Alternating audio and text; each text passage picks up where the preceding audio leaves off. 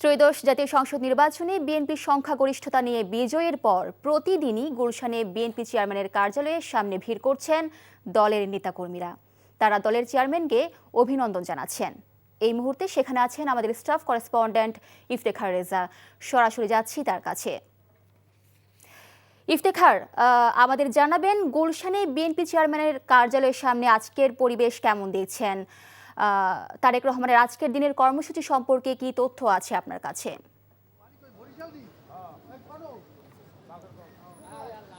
মিলি, এখন পর্যন্ত আমরা যেটি দেখেছি যে সকাল থেকেই দেশের বিভিন্ন প্রান্ত থেকে বিএনপির যারা বিভিন্ন জেলা, উপজেলা এবং ইউনিয়ন পর্যায়ের যেসব নেতা কর্মী এবং সমর্থক যারা রয়েছেন তারা আসছেন, এসে বিএনপি চেয়ারম্যান তারেক রহমানেরকে শুভেচ্ছা জানানোর জন্য তারা আসছেন এবং তারা চেয়ারপারসন অফিসে প্রবেশ করছেন এবং তারা সেখানে অপেক্ষা করছেন বিএনপি চেয়ারম্যানের সাথে তারা সাক্ষাৎ করবেন। এবং ইতিমধ্যেই বিএনপি মহাসচিব মির্জা ফখরুল ইসলাম আলমগীর কার্যালয়ে প্রবেশ করেছেন এবং কিছুক্ষণের মধ্যেই বিএনপি চেয়ারম্যান তারেক রহমান তার কার্যালয়ে এসে প্রবেশ করবেন বলে আমরা জানতে পেরেছি। এবং আগামী 17 ফেব্রুয়ারি শপথ গ্রহণ অনুষ্ঠান অনুষ্ঠিত হতে যাচ্ছে, সেটিকে সামনে রেখে মূলত দল এখন একটি ব্যস্ত সময় পার করছে। বিশেষ করে দলের নীতি নির্ধারক পর্যায়ের যারা রয়েছেন তারা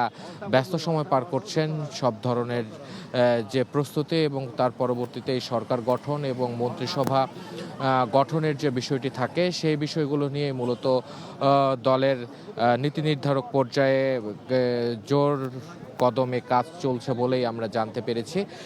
এবং এর সাথে আমি জানিয়ে রাখতে চাই যে আজ বাংলাদেশ জামায়াতে ইসলামের আমির ডাক্তার শফিকুর রহমান এবং এনসিপির আহ্বায়ক মোহাম্মদ নাহিদ ইসলামের সাথে সাক্ষাৎ করতে যাবেন বিএনপি চেয়ারম্যান তারেক রহমান। তাদের সাথে শুভেচ্ছা বিনিময় করবেন এবং বিরোধী দলের কাছে তারা সহযোগিতা চাইবেন মূলত তিনি, যে ঐক্য সাথে নিয়ে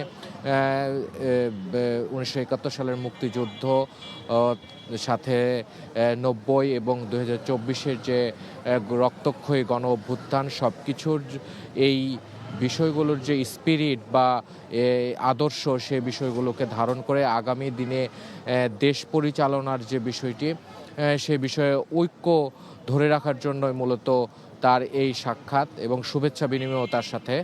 তো এই ছিল গুলশানের কার্যালয় থেকে সর্বশেষ। জানছিলাম গুলশানে বিএনপি চেয়ারম্যানের কার্যালয় থেকে সর্বশেষ খবর। এখন পিরিয়ড হোক রেগুলার বা হেভি, প্রয়োজন মতো কনফিডেন্স আছে রেডি। Play with confidence.